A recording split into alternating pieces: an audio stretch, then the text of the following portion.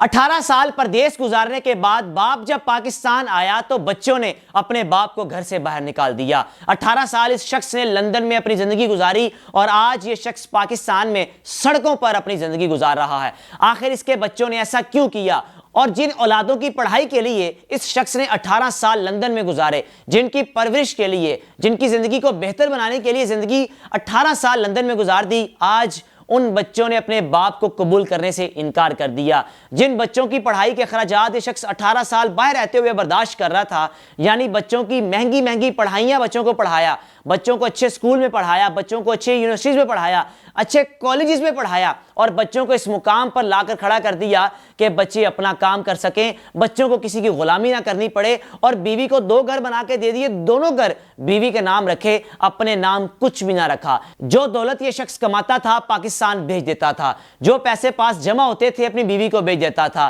بچوں نے کچھ ڈیمانڈ کرنی یا بچوں نے کسی چیز کی خواہش کا اظہار کرنا، باپ نے اس خواہش کو فوراً سے پورا کر دینا۔ اب جناب علی ہوا کچھ یوں کہ جب اس شخص نے 18 سال لندن میں گزار دیے، یعنی ایک 18 سال ایک عرصہ ہوتا ہے، اور 30 سے 35 یا 40 سال کی عمر شخص باہر گیا اور اس سے پہلے پاکستان میں رہتے ہوئے بڑی محنت کر رہا تھا، کبھی بھی اپنے بچوں کی پڑھائی پر کمپرومائز نہیں کیا۔ جب باہر چلا گیا یعنی لندن چلا گیا تو باہر سے بھی اپنی بیوی کو اچھے خاصے پیسے بھیجتا رہا کہ بچوں کی پڑھائی میں کبھی بھی کسی قسم کا کوئی مسئلہ مسائل نہ آئے، کبھی بچوں کو سکول سے یا کالج سے یا یونیورسٹی سے فیسوں کی وجہ سے بات نہ سننی پڑے۔ میں اپنے بچوں کے لیے چیز کبھی برداشت نہیں کر سکتا۔ اس شخص نے کیا کچھ نہیں کیا اپنی اولاد کے لیے، لیکن اولاد نے آگے سے اپنے باپ کو کیا صلہ دیا، یقین جانیے یہ سن کر، اس ساری کہانی کو سن کر، اس رودات کو سن کر آپ حیران و پریشان ہو جائیں گے۔ اس شخص کا نام مشتاق ہے۔ مشتاق جب 18 سال لندن میں گزارنے کے بعد بیمار ہوا تو واپس پاکستان آنے کا فیصلہ کیا کہ پاکستان چلا جاؤں،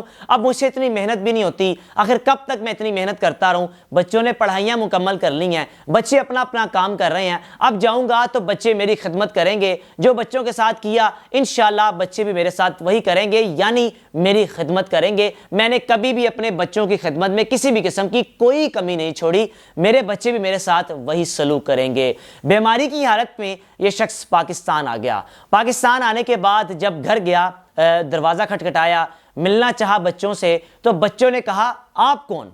یہ الفاظ سننے کے بعد باپ کی روح کانپ گئی، باپ کے پاؤں سے زمین نگل گئی کہ یہ سارا معاملہ ہے کیا؟ یہ وہی اولاد ہے جس اولاد کے لیے میں نے در بدر ٹھوکریں کھائی، یہ وہی اولاد ہے جس کے لیے میں 18 سال پردیس میں رہا، یہ وہی اولاد ہے جس کے لیے میں نے کبھی بھی اچھا کپڑا نہیں پہنا کہ میرے بچے اچھا کپڑا پہنے۔ عیدیں آ گئی، شبراتیں آ گئی، رمضان آ گیا، سب تہوار آ گئے، میں کبھی پاکستان نہیں آیا کہ میرے بچوں کا مستقبل بن جائے۔ ایک ہی مرتبہ پاکستان جاؤں گا، یا 18 سال میں مشکل سے یہ شخص 2 سے 3 مرتبہ آیا ہوگا، وہ بھی 3 4 سال کے عرصے کے بعد۔ لیکن جب بچوں کو پتہ چلا کہ باپ اب پاکستان آ رہا ہے، باپ بیمار بھی ہے اور دوسرا باپ ہمیشہ کے لیے پاکستان آ رہا ہے، ہمارے لیے تو ایک زحمت بن جائے گی، ہم کس طرح اپنے باپ کو سنبھالیں گے۔ اپنے والد کو کہا کہ بیمار ہو باہر رہو، جب ٹھیک ہو جاؤ گے گھر آ جانا، ہم سے تمہاری عیادت نہیں ہوتی۔ اب آپ ایک لمحے کے لیے سوچیں کہ ایک باپ بن کر کہ جس باپ نے اپنی اولاد کو جوان کیا، پڑھایا لکھایا، اس مقام تک پہنچایا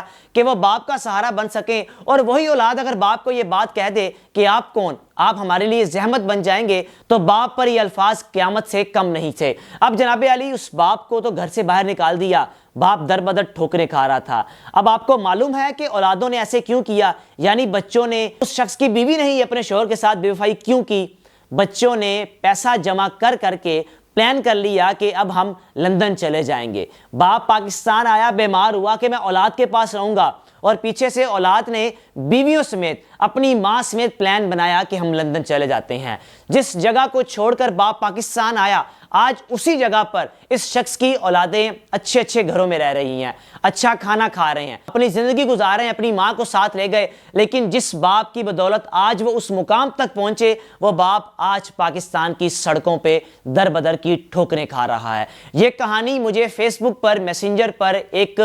شخص نے کہی، جس نے مجھے اپنا نام لینے سے کہا کہ آپ میرا نام نہ لیجئے گا، آپ اس شخص کا نام بھی فرضی لے لیجئے گا، لیکن یہ کہانی سچی کہانی ہے۔ میرے اپنے کزنوں نے میرے تایا ابو کے ساتھ یہ سلوک کیا، یعنی جس شخص نے مجھے ساری کہانی بتائی، اس شخص کا جو یہ مشتاق تھا وہ تایا ابو تھا، اور ان لوگوں نے کیا کیا، مشتاق صاحب کو جب معلوم ہوا کہ وہ بیچارہ پاکستان کی سڑکوں پر دربدر ہو رہا ہے، اور جب پتہ چلا کہ پاکستان آیا، اولاد نے یہ سب کچھ کیا، تو بچوں نے یعنی بھتیجوں نے اپنے تایابو کو اپنے گھر لے کر آئے، اور آج وہ شخص اپنے بھتیجوں کے پاس ہے، اور اس شخص کی سگی اولاد اپنی ماں سمیت لندن بیٹھی ہوئی ہے اور عیاشیوں والی زندگی گزار رہی ہے۔ یہ ایسی کہانیاں ہمارے ارد گرد موجود ہیں، جن کہانیوں پر ایک تو اعتبار نہیں آتا، لیکن یقین جانیے جن پر یہ گزری ہوتی ہے، اگر آپ ان کی زبانی یہ الفاظ سن لیں تو آپ کے رونگٹے کھڑے ہو جائیں گے۔ میں حیران و پریشان ہوا جب یہ کہانی مجھے بتائی گئی میسنجر کے ذریعے۔ ساری روداد ایک شخص نے مجھے وائس نوٹ کے ذریعے بتائی کہ آپ ہماری اس کہانی کو سوشل میڈیا کے پلیٹ فارم پر لوگوں تک پہنچائیں کہ پردیس میں رہنے والے شخص جو زندگیاں گزار دیتے ہیں، کم از کم اپنا آپ اتنا تو بنائیں کہ پاکستان جانے کے بعد اگر ان کے ساتھ بھی بے وفائی ہوئی، ان کی اولادوں نے بھی اگر بے وفائی کر دی تو ان پر کیا گزرے گی۔ کم از کم باہر رہتے ہوئے اگر آپ 100% بھی کما رہے ہیں تو خدا را 20% اپنے لیے رکھ لیں، 80% پاکستان بھیج دیں۔ اگر 20% بھی اپنے پاس رکھیں گے تو بڑھاپے کی عمر میں پاکستان جانے کے بعد اب اس پیسوں کو، جوڑے ہوئے پیسوں کو، آپ ان پیسوں کو یعنی جوڑے ہوئے پیسوں سے اپنی زندگی گزار سکیں گے۔ آپ پاکستان آ کر یا اپنے گھر والوں سے بالکل بھی امید نہ رکھیں، کیونکہ آج کل حیران ہوں میں، خون اتنے سفید ہو گئے ہیں کہ لوگوں کی جو کوشش ہے یا لوگوں کی توجہ ہے یا لوگوں کا جو ٹارگٹ ہے وہ صرف دولت بن چکی ہے، بجائے اس کے کہ خون کے رشتوں کی قدر کی جائے یا خون کے رشتوں کو اہمیت دی جائے، تقویت دی جائے۔ خون کے رشتے آج کل سفید خون بن چکے ہیں، جو کہ ایک دوسرے کو بھی پہچاننے سے انکار کر دیتے ہیں۔ جن کے ساتھ بچپن گزرے ہوتے ہیں، جن کے ساتھ زندگیاں گزری ہوتی ہیں، وہ بڑھاپے میں جا کر یا اس مقام پر جا کر جب دو لوگوں میں سے ایک شخص کامیاب ہو جاتا ہے تو کامیاب ہونے والا اپنے سے نیچے کو ایسے بلا دیتا ہے کہ جیسے وہ اس شخص کو جانتا ہی نہیں۔ آپ مشتاق پر سوچیں کہ کیا گزری ہوگی، اور مشتاق آج اپنے بیٹوں کے پاس رہنے کے بجائے اپنے بھتیجوں کے پاس زندگی گزار رہا ہے اور اللہ سے موت مانگتا ہے کہ ایسی زندگی سے مجھے بہتر ہے موت آ جائے، کیونکہ جن کے لیے میں نے ساری زندگی کیا، ان لوگوں نے جو میرے ساتھ کیا وہ کسی دشمن کے ساتھ بھی نہ ہو۔ اپنے میزبان کو اجازت دیجیے، اللہ حافظ۔